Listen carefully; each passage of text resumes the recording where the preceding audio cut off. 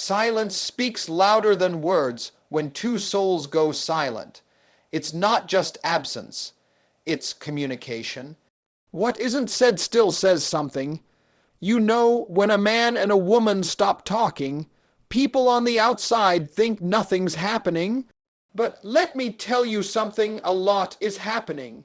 Silence, that's not empty space. That's a language all by itself. Silence speaks, and often it speaks the loudest, because when the calls stop, when the texts don't come through, when there's no good morning, or did you eat yet? It's not just communication that's missing its clarity that starts forming. See, when people talk all the time, they can cover up what's really going on. We fill the space with distractions, with small talk, with habits. But silence don't lie. It tells you exactly where the relationship stands, or where it fell apart. And if you're honest with yourself, when someone stops reaching out, your soul already knows why. Maybe the connection faded.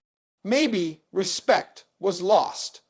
Maybe love turned into routine and routine into resentment. Whatever the reason, the silence shows it in high definition. Let me break it down real. If someone stops calling you, you're not confused. You're in denial. And when you stop calling them, it's usually because your spirit has had enough of being overlooked, underappreciated, or misunderstood.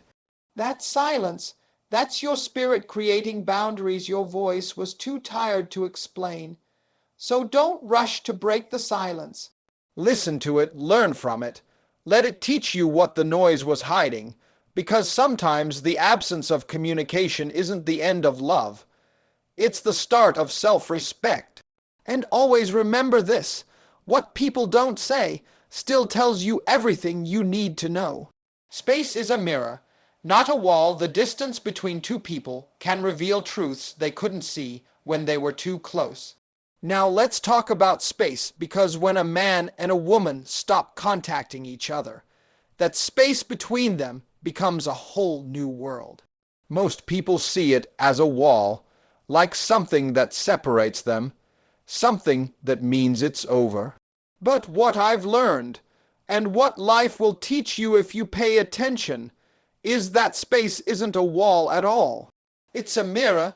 See, when you're constantly in each other's presence, constantly talking, texting, explaining yourself, you don't really get to see who you are without them.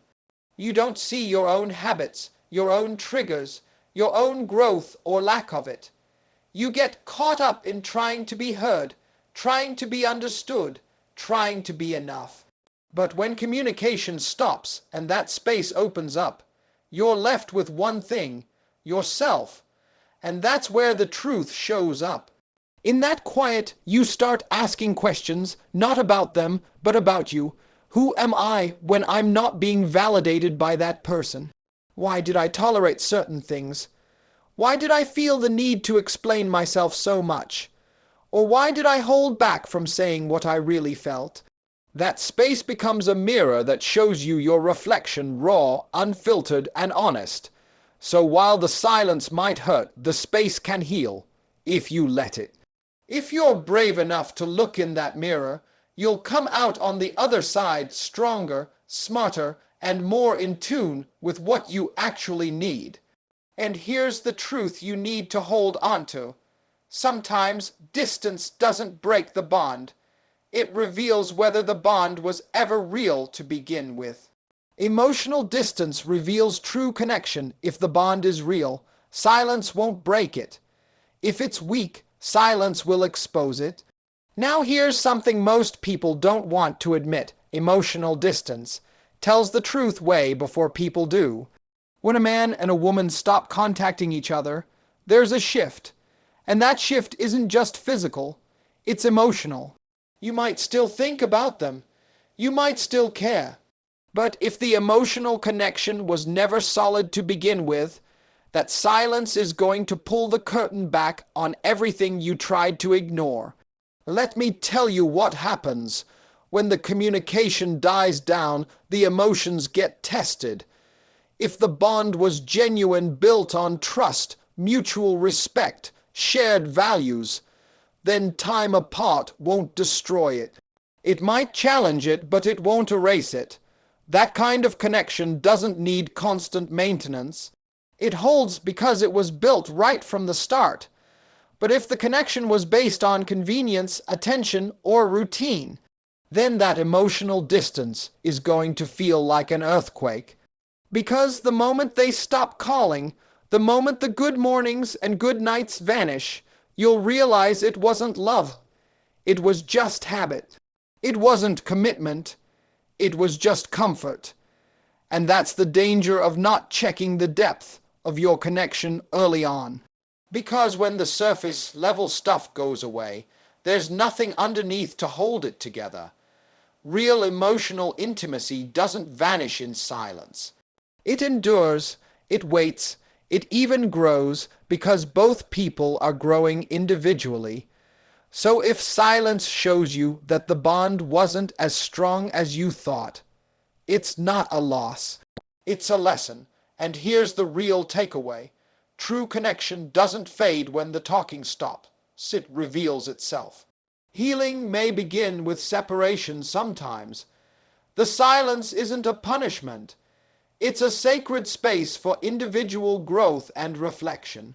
Let's get one thing straight. Sometimes the silence between a man and a woman isn't rejection, it's redirection. And I know that's a hard pill to swallow when your heart still wants the conversation, still wants the closure, still wants the connection. But here's the truth: healing often begins with separation. When you're constantly engaging, constantly texting, calling, fixing, explaining, it can feel like you're doing something, like you're holding the relationship together. But sometimes, what you're really doing is delaying your own growth. See, when that contact stops, when you're left alone with your own thoughts, that's when you start hearing what your soul's been trying to tell you all along. We don't always realize how much of ourselves we lose when we're too close to someone who doesn't fully see us, hear us, or respect us. That silence, that break, that painful distance, it gives you back your voice. It gives you time to see what you've been tolerating, compromising, and giving up in the name of love or understanding. And no, healing doesn't happen overnight. You're going to miss the sound of their voice, the inside jokes, the habits you built together. But over time, you'll realize you weren't just missing them. You were missing yourself. You'll start to remember who you were before the confusion, before the emotional tug-of-war. So don't mistake separation for failure. Sometimes God needs the noise to stop so the message can come through. Because here's the bottom line. Some of your deepest healing happens not when someone comes closer, but when they finally step away. The power of self-discovery in the gap. When you're not consumed by someone else's presence, you rediscover your own. Here's what most people overlook when the calls stop and the messages stop. You get handed the gift you didn't even know you needed. The gift of yourself. That silence, that gap, that in-between stage when a man and a woman stop contacting each other. It becomes a place of discovery if you're willing to sit with it. See, when you're constantly talking to someone, especially in a relationship that isn't balanced, your energy starts orbiting around them. What they think, what they need, what they feel, you become reactive. You shape yourself to fit them, hoping they'll stay, hoping they'll see your worth. But when the connection goes quiet, that energy has nowhere else to go, and it turns inward.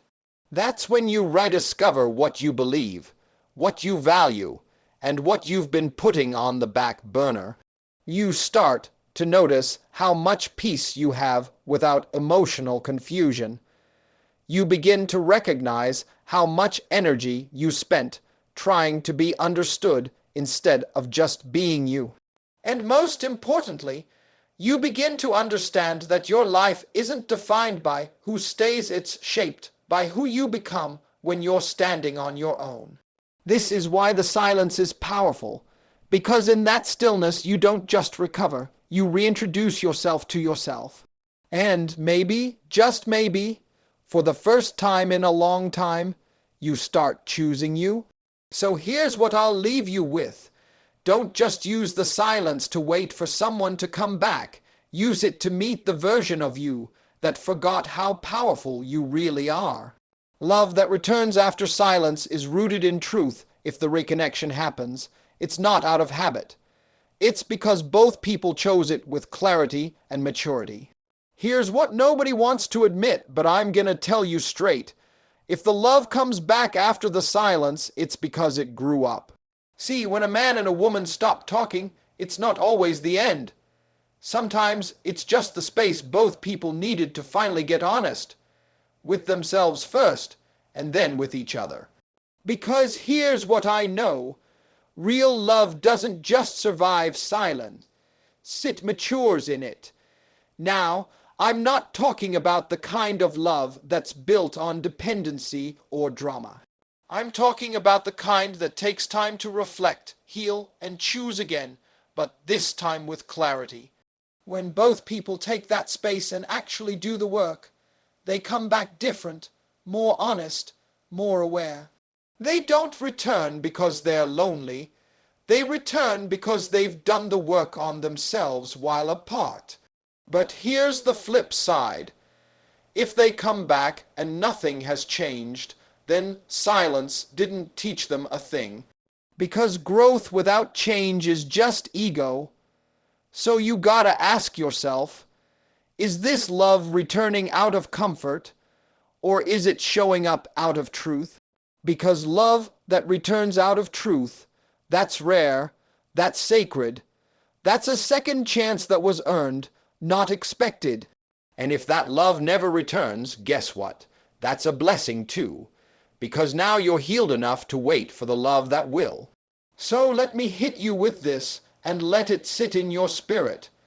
If the silence didn't break you, the return better respect the version of you that survived it.